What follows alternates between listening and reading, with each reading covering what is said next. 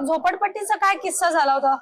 झोपडपट्टीचे जवळ आले निवडून, महापौर झाले, काय झाले, पण त्या लोकांनी यासारे का नाही केला? पण जितू भाऊनी का केलं यासारे?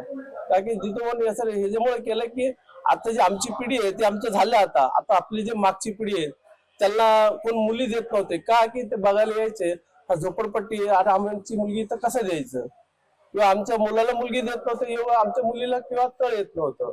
बरेच लोक जे अर्थ इथं संडास बाथरूम नव्हतं, आता इथं संडास बाथरूम म्हणजे सार्वजनिक संडास बाथरूमला जायचं, त्याच्यामुळे स्थळ येत नव्हते. आता एकदम छोटे छोटे घर, आता मी बाहेर राहायला गेलो, माझ्या मुलीचं लग्न झालं, आता मुलाचं पण लग्न होतं, पण आता आमची पिढी कसं झाली, पण इथल्या पिढीला सोय झाली पण आताच्या लोकांना कसं आहे, कोणाची जर काही जर करायचं असेल की पाहुणे रावले आले तर बाथरूमचा प्रॉब्लेम, राहायचा प्रॉब्लेम, हे सगळं विचार करून ना जितू भाऊनी आता या सगळ्याचा प्रोजेक्ट चालू केलाय.